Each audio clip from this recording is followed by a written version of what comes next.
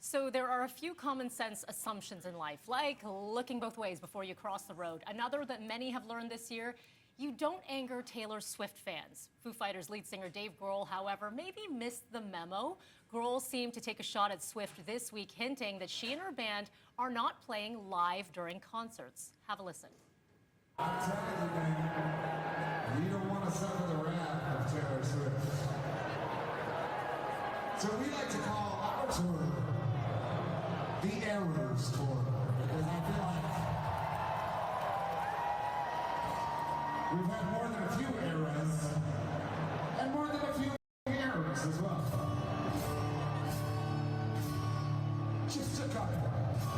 That's because we actually play live. What? And people are still talking about it. Joining us now to talk about Grohl's comments is a face that we are very familiar with here and to our viewers as well. Now Sirius XM host Tara Slone. Good to see you. Great to see you. Wow, okay. Where to begin? Let's start with just Dave Grohl himself. He's known as you've met him, I'm sure more than once, he's known to have a good reputation and have this kind of camaraderie with fellow musicians, yes? Yeah, he's known as like the rock and roll nice guy. Anybody who's met him says Dave Grohl, nicest guy in the world. Right. So it's really unlike him to be rock and roll curmudgeon as opposed to rock and roll nice guy. So I'm not exactly sure where this came from. Maybe he was just having a particularly crusty evening, but yeah, it was really out of character for him. Yeah, but a crusty evening can now turn into a crusty career for some as they might analyze this. I want to go back to what Taylor Swift said. She sort of had a subtle response when she was at Wembley. She said on stage, every one of my band members, every single one of our crew, my band, who's going to be playing live for you for 3.5 hours tonight, they deserve this so much. And then kind of silence after that. And then fans just said, what is Dave Grohl thinking? There are some theories as to why he decided to change his tune, because we've heard him sing her praises in the past, right? Sing her praises with what she's like as a musician, as a person, this kind of thing. So it did kind of come out of left field. What are you hearing in the music entertainment industry? So what I've read is that his daughter Violet actually came out in January and criticized Taylor Swift for her private jet usage. And of course, the Swifties came swiftly after her. You know, you do not want to get, as Dave Grohl said, on the wrong side of the Swifties. So maybe this has soured him on Taylor Swift and all those who love her.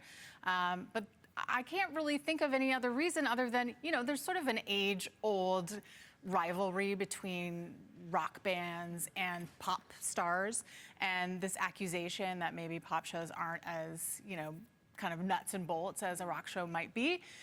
And certainly, I'm sure Taylor Swift, like many pop stars, has a lot of backing tracks behind her. Right. But, I mean, the woman plays for 3.5 hours a night. She sings, she dances. There's no doubt that there is a ton of live performance happening. So he would know that, too. Yeah, she's putting on a show.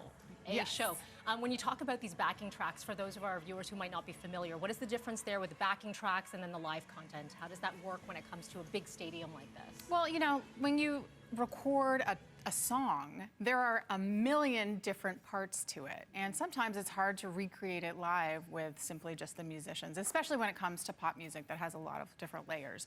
So a lot of times there'll be beats behind them. There'll just be layers of maybe backing vocals. Who knows? I don't know how big her band is, but it's very, very common to just enhance the sound with a little bit extra, but it doesn't mean it's Milli Vanilli. Right. Okay, so you obviously come from this with your musical career as well. When you hear a musician criticizing another musician, what does that do to the whole industry? Does it sour it, or how does it feel? Yeah, I found it really disappointing. I think that, you know, my experience with musicians is that we are genuinely supportive of one another, and they do entirely different things. And I think, I'm sure Taylor has a lot of love for the Foo Fighters and what they do, and Dave Grohl has been really complimentary of Taylor Swift in the past. So I think we're all a better community when we lift each other up, and yeah, it was just kind of a sour moment. What do you think is the next step? Do you think Dave Grohl just goes, okay, let's wait for this to go away? Will it go away? Or do you see maybe a collaboration down the way where they just go, listen, let's bury this, you know, what would be the right PR move, you think?